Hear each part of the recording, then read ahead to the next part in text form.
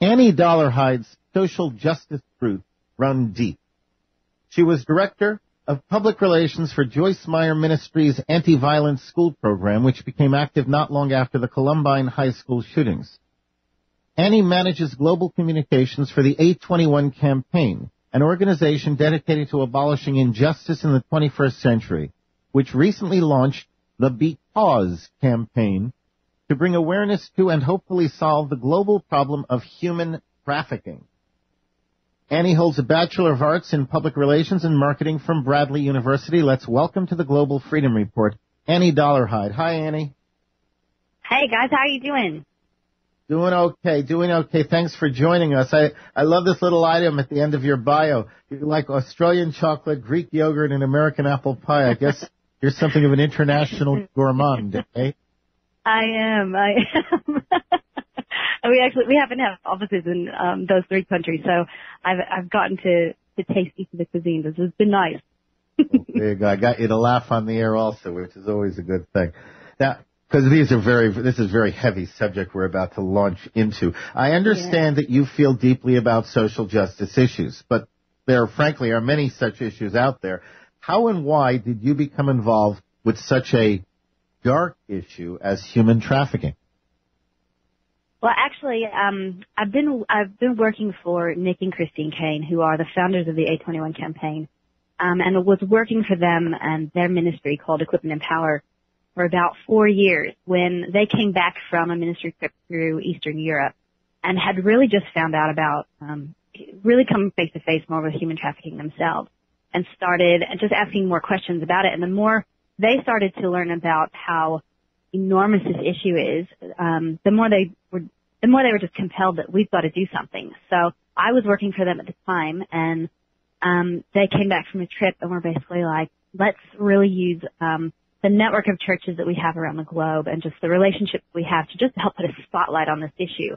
And the more we got into it, the more we realized that there weren't really any organizations that we could come alongside, both helping raise awareness for and finances. And so, long story short, at the end of the day, we were kind of standing there going, well, it looks like if we want to see this happen, we're going to have to be the ones to actually make it happen. So that's kind of how the 821 campaign was birthed.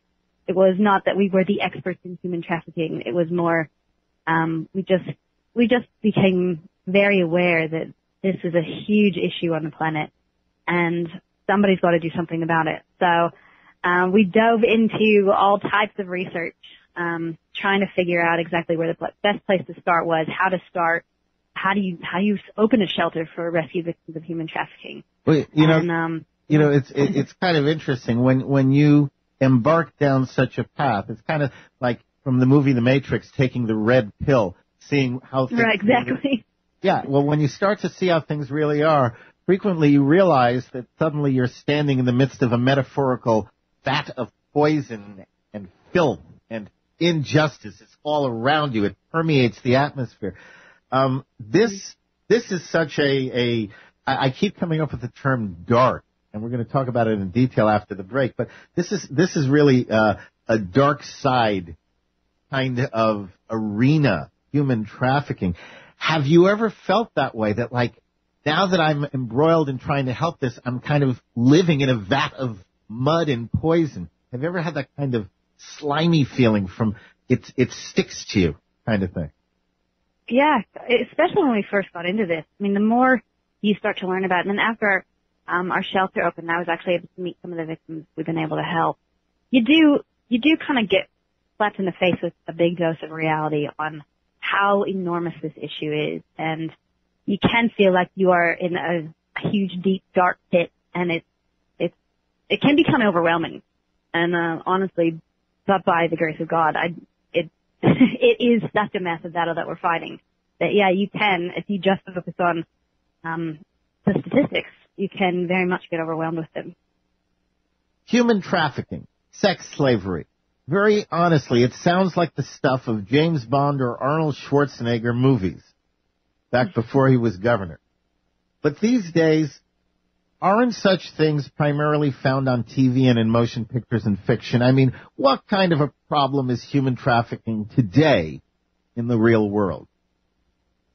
It's actually a massive problem on the globe. It's affecting almost every country, and they say statistics say that there are about 27 million people in slavery right now as a result of human trafficking. And it's happening here right in the United States, with an estimated 100,000 people trafficked yearly to the United States, the average age of a traffic victim being 13. So it's very much happening on the planet and even right here on our own shores. So 27 million people, and you're saying that it's happening in the United States, where we think of ourselves as the land of the free and modern civilization, and we don't do those kinds of things. It's happening in the U.S., you say? It is happening in the U.S., and it's quite shocking when you actually start to do a bit of research. I mean, just a couple quick Google searches could, even in your own city, depending on whatever city that is, will probably leave most people shocked at what's actually happening in terms of trafficking right here in America. Amazing. What parts of the world have the greatest number of slave traders? Frankly, that's what they are. Let's call it what it is. Yeah, it's highly affecting the Asian countries, as well as where the A21 campaign is predominantly working is Eastern Europe, and we're seeing it's one of the countries that we're working in is Ukraine, and I believe it's about 27% of victims that get trafficked into Europe comes from the Ukraine. So that country alone is huge in terms of where a country where victims are coming from. But it's happening everywhere, and especially where organized crime is happening, or even drug trafficking. What we've seen is that a lot of mafia who've been involved in drug trafficking, weapons, automobiles, things like that, have gotten into the trade of human trafficking. And that's simply because you can sell a drug once and it's gone, but you can sell a human being over and over again if it's sex, or if you're talking about slave labor, it's in terms of economics, it's much more cost effective for a trafficker. Which happens more, sex slavery or illegal labor trafficking? Which is more of a problem? Labor trafficking is actually greater numbers. But sex trafficking is, I think sex trafficking gets talked about a bit more because it is it's such an atrocity. It sells newspapers. Yeah, exactly. But when you get into labor trafficking, you really start to see how we are consumers of it, from the coffee we drink to the chocolate we eat to the clothes that we wear to little bits and pieces in our cell phones. There's little parts of pretty much everything that we come in contact with on a daily basis that you can trace back to having been touched by the hands of slaves at one point or another. Now, when we talk about labor trafficking, are we talking more about, I don't know, for example, illegal aliens coming from Mexico into the United States, or are we talking about like child labor? What exactly? How do these things? Help me understand this. Help me understand this. What fits into that umbrella of labor trafficking? Basically, if you are holding another human being, and profiting off of their work for you, basically if they're in a slave-like situation, they can't get out of it, that is considered trafficking. Right. What I'm asking though is it more a matter of, companies bringing over Mexicans into the U.S. to work at slave wages and not telling anybody about it? Or is the problem more a question of children being kidnapped and used, for child labor? I know it's happening in both cases. I'm not quite sure which is the greater problem. That's where my field of expertise more lies is in sex trafficking. But with the labor trafficking, I know that, especially in third world countries, because the whole nature of human trafficking and slavery preys upon poverty-stricken areas, you do see a lot of that happening in Africa and the Asian countries in terms of child labor and not probably so much the big corporations bringing people in. Let's go over to the sex aspect of things. From what parts of the world do the victims of human trafficking and sex slavery in particular tend to come? Do they come from those poor areas? Do they come from places like the U.S.? I don't know, U.S. teenagers out looking to have, to see the world. I mean, where do they actually become victimized in general? In general, it's happening everywhere. You do see the majority of it happening in the Asian countries and then Eastern European countries. But where it's happening, go ahead. But I'm sorry, I guess I didn't ask it correctly. I mean, where do the victims tend to come from? Are they just, are they Americans? Are they Africans? Are they? Is there a target group in terms of victims? I would say if you're going to try and figure out, like, there isn't necessarily one country. They're coming from all different countries. The dynamics of how trafficking is happening does vary from country to country. But there is one common thread in that it does usually prey on more poverty-stricken areas where, for example, what we're seeing in Eastern Europe, or let's just take the Ukraine, for example, because Ukraine is a source country. And what happens is the traffickers will prey on people who are in a very difficult position financially, and they will take, because the culture of Ukraine for years has been to go to a country has a stronger economy during the summer months. So the kids are encouraged by their parents to, hey, it's summertime, time to go find a job and help add to the family income. And the parents would have done it when they were younger, during their summer holidays. And so what's happening now is that traffickers are preying on that ignorance and going in and offering kids jobs, and saying, hey, come to Greece, come work for a summer. I've got a restaurant that you can work at, and you can make 3-4 times as much as you could work in the Ukraine. So what appears as a great break or an amazing opportunity actually ends up being a nightmare. And it's something that parents encourage their kids to do. And that's just one scenario. I mean, it happens. There's all different kinds of scenarios and how these victims get entrapped into this. And it can be anywhere from false job opportunities to lover boys, which would be a trafficker or a recruiter who would intentionally go out looking for young girls and kind of pose as a boyfriend for a month or so, earn their trust, find out information about their family, get them to come away with them to another country, and then they quickly get lost that way. It's another form of route.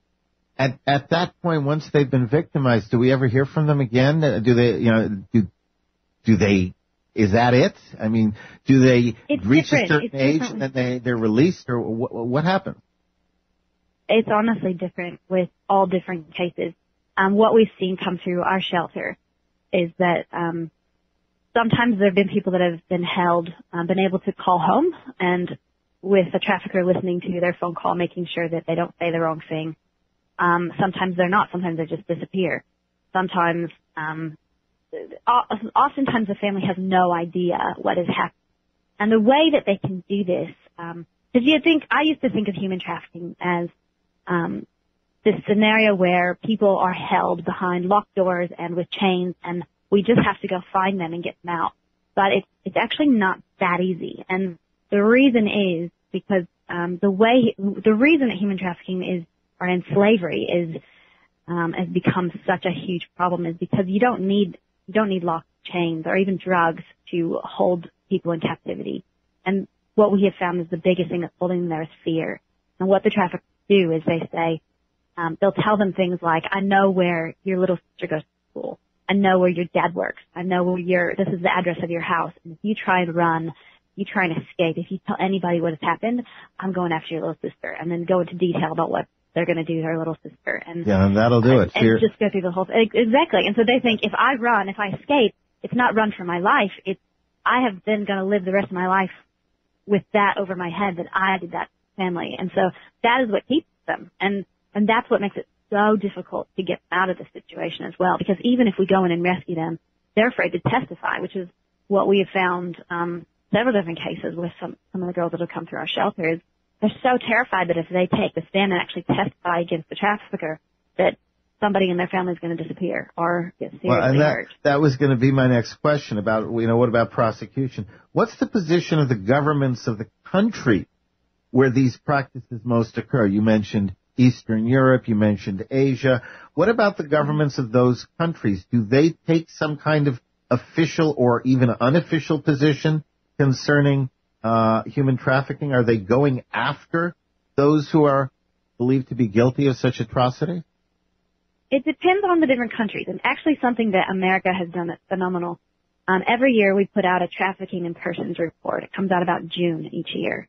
And what we've done is started looking at all the countries around the world and ranking them on a tier, basically looking at how much the governments are involved, the laws, how the laws are being upheld, and rating a country based on how involved the government is.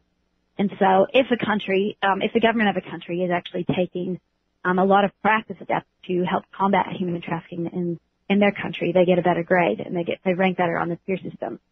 And so that has really been a great tool to hold other countries accountable, because they know that. So firsthand, what we've seen with our work in Greece, we'll see the TIP report come out, the Trafficking in Persons report come out, and soon after that, all of a sudden, the police are out doing raids. It's become like, oh no, we have to be much more proactive on what we're doing here. So they know that it looks really bad on the country and can be used also for tourism and things like that, because people get afraid to go visit those countries. And it's been a really brilliant tool to help mobilize governments to actually take action against. Where does international law come into the discussion, if at all? International, well, if you're talking about the UN and Interpol, things like that. I'm asking the question, yeah. Yeah, that is something. It's something that's very much on the global radar of trying to work together. What becomes difficult is with each of the different countries, you've got different laws, and you have people crossing borders, and you've got different laws to be able to prosecute, identify, and then you run into areas of corruption and things like that within governments that make it quite difficult to fight. So, what we have found is that. Go ahead. You go ahead. What we have found. What we have found is that the countries that you're working in, or where the trafficking is occurring, you're kind of up to their mercy on really prosecuting and really taking these guys off the street. Now, has there been any situation ever where people responsible for human trafficking have been caught and have actually either been prosecuted or in some way been accused and had an opportunity to stand up and defend their actions? Has anything like that ever happened? Oh my gosh, all the time. Yes. The reason I ask is I'm always curious what people like this use as their justification for what they do. Oh gosh, there's no justification for this. Well, I understand that. That's why, if they're hauled in front of a court, they have to give some kind of defense. They have to. Usually what happens is that, what we have seen with the cases that we've tried is that they try and pin it back on the girl. So, we've had different cases where we've represented girls, and they've tried to say that they've come into the country illegally and that they were working as a prostitute to try and earn money. And they'll basically try and flip it back around. And when you're working in countries where prostitution is legal, it makes it so much more difficult as well to be able to catch these guys and to really prove that the trafficking was occurring. So it is something that in the court of law, what they try and do is, one, try and pin it back on the girl, that it wasn't, that she either voluntarily did something, that she was looking for a better life, a better opportunity, that's usually how they try and get out of it. But, and usually what we've seen is that when somebody's involved in human trafficking, it's not the only charge that they're up against. It's drug trafficking, there's a long list of things. Any number of companion violations. Right. Okay, so we have a problem. We have a serious problem. We have a problem that has spread throughout the globe and affects people, tremendous number of people, 27 million that you've mentioned so far. Now, what do we do about it? I understand all the difficulties you've mentioned and all the political problems and the obstacles to justice, but we have a problem. What do we do? What's the solution? That is probably the number one question that when people find out about human trafficking is, all right, okay, I understand this is a massive problem. Tell me what I can do about it. And one of the things that we created we listed out 21 things just to kind of get people started, and we've got those listed on our website. But what we've done is trying to really say it's up to us using whatever is in our hands to make a difference. And whether that be helping victims directly, whether that be addressing legislation, or here in America, what we're seeing is that traffic victims, if you're talking about domestic traffic victims or Americans being trafficked, you're going to see a lot of that happening in more poverty-stricken areas in the cities. And honestly, if we were to go out and help mentor kids who have come out of a broken family life and end up making a bad decision that leads into a really bad situation that they can't get out of, that's one way to help stop human trafficking here in America. But there's also a lot of different organizations that have started up as a result of this issue that getting behind them, because it's when we all work together that we're really going to see this, we're really going to be more effective in fighting human trafficking. So if we can rally around the different either local shelters in the areas or different organizations such as us, such as the A21 campaign, and really help come alongside their efforts in fighting it on the front lines. Because, I mean, let's get realistic. Not all of us can go busting down brothel doors and trying to get out. That's what the experts are for. But if this is an issue that moves you, if this is something that you really feel like I've got to do something about this, probably I would say the number one and easiest thing to do is to start researching and telling people about it. Because the more we realize how much, either unknowingly or knowingly, that we are contributing to human trafficking, whether it be through, like I said before, the chocolate we eat, the coffee we drink, clothes we wear, or even when you start getting into levels of pornography and things like that, strip clubs, in the sex industry. If we really start to research it out and realize how much of a part we all actually do play in this, the solutions start to come to you. And I don't think there is one catch-all, step 1, 2, 3, this is how you fight human trafficking. It really is going to be each individual going, okay, I want to do something about this. I'm going to take the initiative to learn a little bit more about it. And that's why, like I said, on our website, you can learn more about it and you can get some ideas on where to start. And then things just click. And we've each got our own unique gifts and talents that we can lend to helping address an issue like this.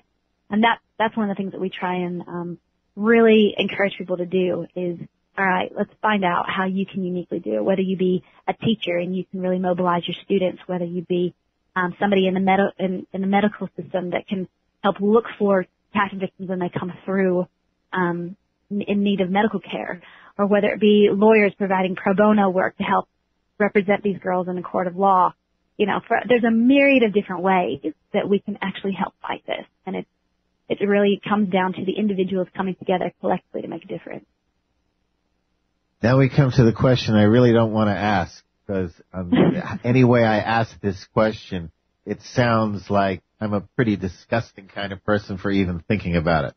But how much is a human being worth? What do these people pay for these bodies? It varies. It depends on the country. It depends on the situation. I know that we've had girls. Well, it depends on whether you're selling a person or you're selling an act or a service from a person. But girls have been sold for as little as $10. I know that girls that have come through our shelter have been sold in like about $150. It's ridiculous. There is no logic behind how people can do this to other people, and how much we can actually devalue human life. Well, and that's exactly what I meant by even asking the question. It's like I'm sitting there feeling slimy myself for even asking such a question. But the idea that there are human beings, and I use the term very loosely, out there who would put a price such as that on another human being. It is, in my mind, unfathomable. It's the kind of evil that it's very hard for most people to conceptualize. It's so beyond. That's why I started with it seems to be the stuff of movies, because it seems so completely unreal. This cannot be happening in the real modern world. It is. I'm getting into it myself, even going over there and listening to some of these girls' stories. You feel like you're in a movie. Like, it is hard to grasp that this is reality. Like, even listening to them, I got to go, one of the last times I was over at our shelter, I got to be there when the police called and they had a new girl and we got to go pick her up. And it was surreal. It was, I can't believe this is really happening. I can't believe, like, you know it, you study it, I've watched the movies, I've read the book, but when you actually come face to face with it, it's still, like, it's hard to believe it right in front of your own face. Yeah, and I have no doubt you sound very credible and like you've got first-hand experience. I have no doubt that what you're telling me is true. And even so, I sit there and it's like, I don't want to believe this. I don't want to believe that people of my species are capable of treating people this way. It's an amazing thing. Annie, I want to thank you so much. Even though it's a dark topic, as you say, it's a very important topic, and people need to know this is going on.